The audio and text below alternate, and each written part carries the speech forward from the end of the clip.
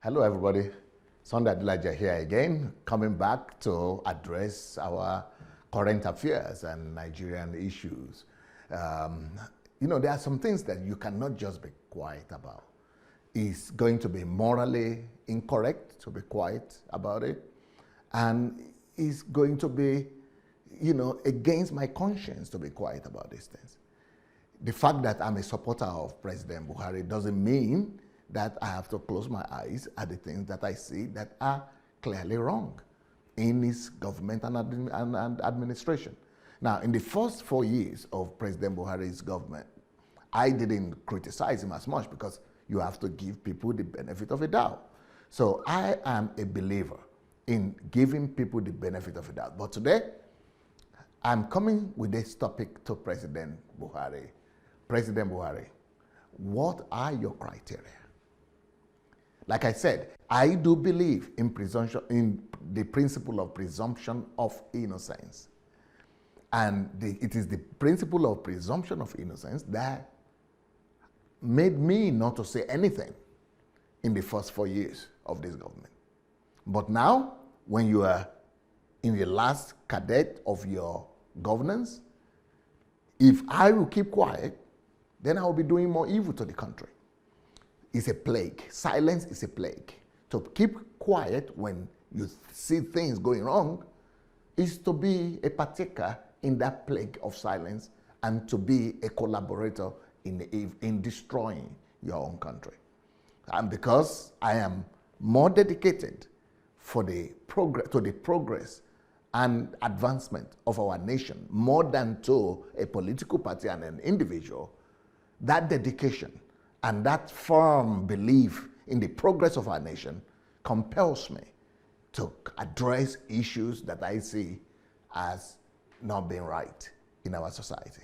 So one of those issues that I'm talking about today is in relation to your President Buhari selection of ministers. Now, your ministers that you appointed or selected have been affirmed and confirmed by the National Assembly. Of course, your party, APC, controls the National Assembly, so it's easy for them to scale through. However, for a conscientious citizen like myself, I cannot live with my conscience if I will not ask some questions. And the questions that I want to ask is bordered on the fact that you, Mr. President, sold to us a reputation of a man of integrity. And because you are a champion against corruption, why appoint indicted fellows as your ministers? Because they have been confirmed now by the National Assembly. Now you could say, well, Pastor Sunday, we are giving them the benefit of a doubt. We are applying the principle of, presumption of innocence. We are presuming them to be innocent until they are guilty by the court of law. Yes, there is some argument in that point of view, but that argument is not strong enough because these people have already been indicted by an agency of your government. FCC is supposed to be, prosecuting and carrying out war against corruption. And it's an organ of the government that is set up by your government. You put the chairman there, and you are supporting and you are using this as an organ to fight against any form of corruption. So if that same organization, let's look at it this way. On one hand, EFCC is going after these individuals and saying, and this is a part of your government. EFCC is part of the government that is responsible for cleaning the nation and cleaning the government of corrupt practices. That same organization that you support, or that you are using to fight corruption, that same organization that is selected by you is now saying this individual are corrupt, and we are prosecuting them, we are taking them to court. Now, you might say, let the court decide if they are guilty or not. But on the other hand, you are now appointing those same people that your government organization is indicting. You are now appointing them to say they could even be running the affairs of the, not just that they are corrupt. The fact that they are corrupt, they should already stay away from just public position. But now to make them to run the affair of the whole nation. You want to tell me there are no individuals that were not indicted, or that were not accused, or that are not in court, or that are not being charged, that in the whole of Nigeria, of a country of 200 million, you mean there are no individuals apart from these ones that are already been, accused of corruption?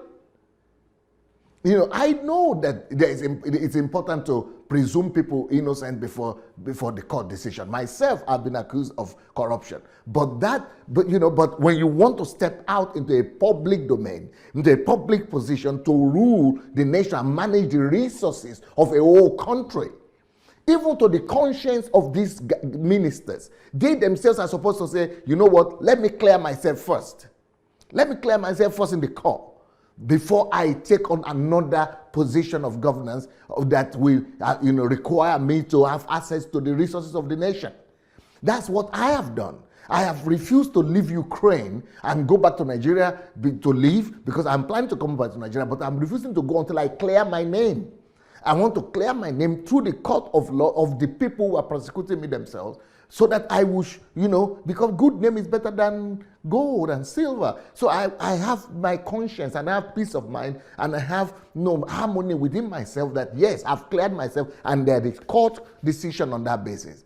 Before I move on to say, I want to clear, or I want to clean another country, or I want to do something that is going to be, related to, not even governance, but just for ministry and for my own work. But in this case, you are appointing them to be ruling over the whole country. And that same whole country has heard in the news media that these people are being prosecuted, that these people are being suspected, that these people are being indicted. The whole country heard, and they applauded you for that. They applauded you for that, yeah, you are good because you are trying to bring about justice. They applauded your organization. The government structure of EFCC, they were applauded also that they are doing a good job. Now, you are undermining them. I see this as undermining, not just undermining the EFCC and ICPC, and not just undermining, but it's undermining yourself, your own reputation. Why couldn't you find people that were not indicted or were not being accused of corruption? Now, people could be accused of different things, right? But when it's corruption, and these same people are the people to be in charge of the resources of the country, you are undermining your own campaign, and you are undermining even your supporters.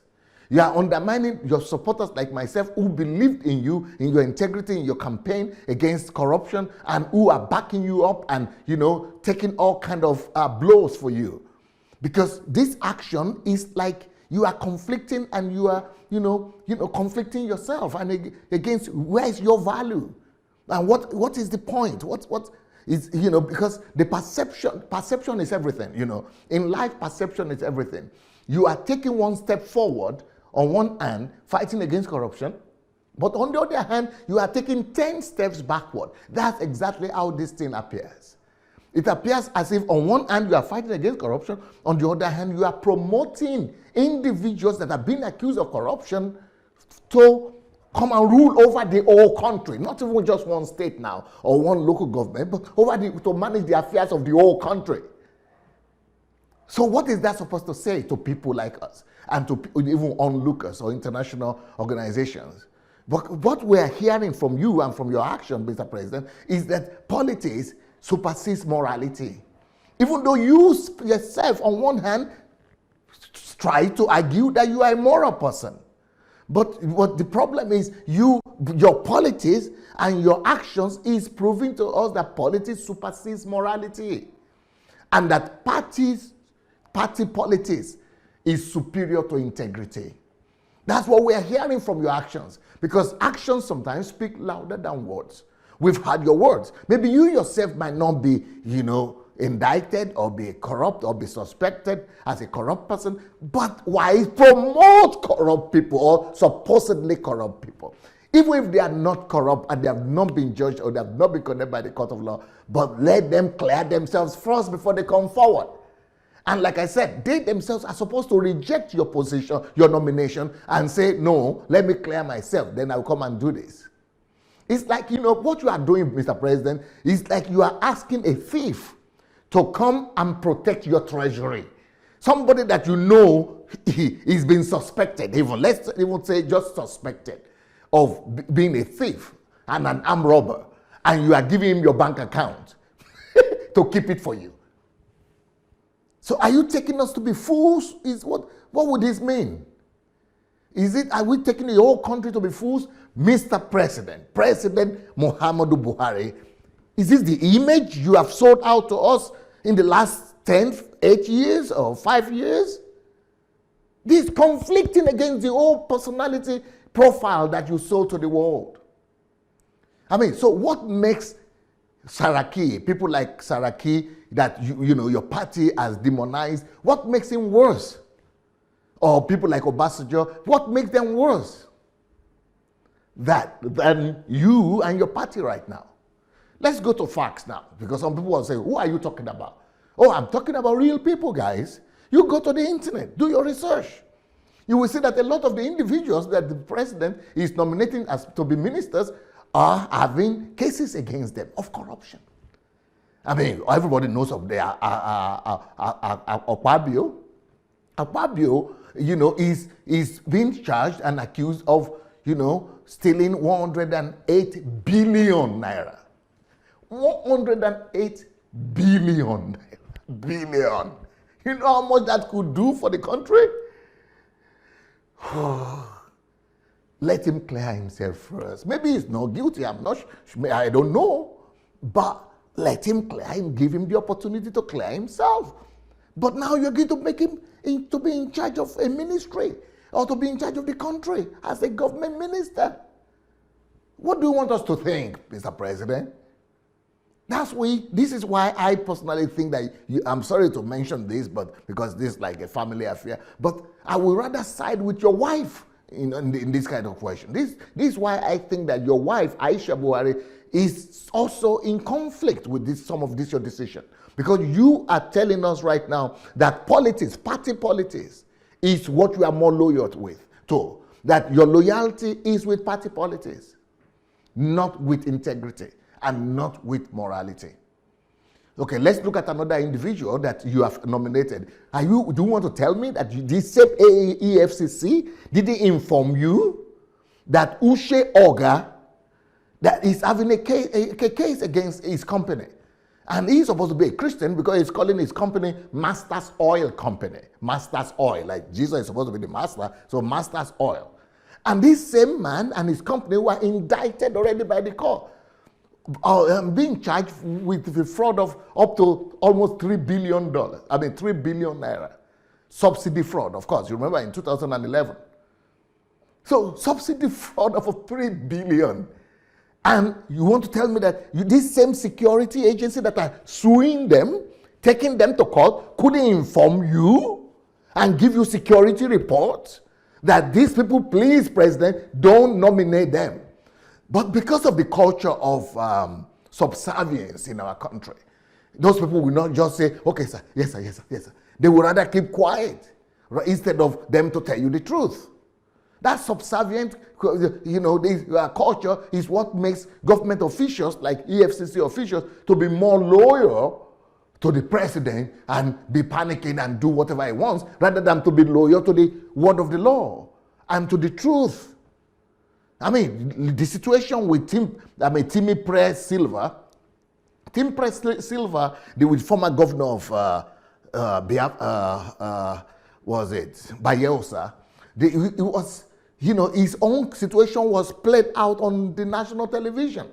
And everywhere, everybody could remember the pictures in the newspapers when, he was being accused of 48 billion fraud in 2013. 48 billion. And now you are putting him to manage the affairs of the nation. President Buhari, what's gone wrong? Where are your principles? Where is that integrity that we know you for? Where are these all compromises coming from? What are your explanations? Maybe you have some explanation. Let's give you also the benefit of a doubt. Maybe you have some explanation that we don't know about. Okay, come out and explain to us. But if your explanation is only going to be, well, they have not been convinced yet. We know what the way the court system is in Nigeria. They've not been convicted yet. Well, that is not an argument, sir. Because what about the people? That means you are telling us that EFCC, the organ that is trying to prosecute them, that they don't know what they are doing. Then disband the EFCC. Disband the EFCC then. Either you don't trust the EFCC or let them do their job. I mean, what about George Akume? George Akume, he's been accused. He has a case in court of 2 billion naira case in court. Fraud case against him. Oh, see, he's not won by accident. But why should he even do this kind of thing by accident when you have security agencies that are supposed to screen people? What happened to this screening process? Security screening. Maybe they didn't do the screening for you or for them, or you disregarded the screening. What is the truth here? Can somebody come out and explain something to us? And I am not PDP, and I'm not APC too, but I believe in President Buhari, so I need explanation. And I think I'm not the only person who needs explanations. And then the whole of National Assembly went and sanctioned and agreed to this and, passed these people. What about Henry Nwajuba? Henry Nwajuba, is the guy that was the owner of this microfinance bank that, that collapsed and all the money disappeared. And you know how many people have suffered as a result of that? Will Mr. President take responsibility if they are eventually convicted? If they are eventually, found guilty, will you now take responsibility for their actions? You say, well, they were found guilty later on, but they did it before you selected them. Are you really aware? Are you having a deep thought about the consequences of all this? Because once a thief will always remain a thief.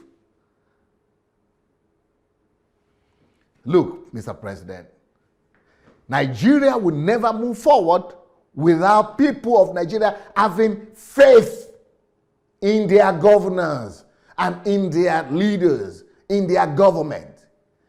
But your actions don't spell out faith. They spell out doubt and suspicion. There is no country that can progress without faith in their leadership. But your actions are not giving us basis and ground to have faith in the governance. And, faith is what brings our unity. Faith is what brings about momentum. Faith is what creates a vibration, a common energy to move the nation forward. But this, this unity like this and doubts like this, they just make all of us to lose strength and lose focus.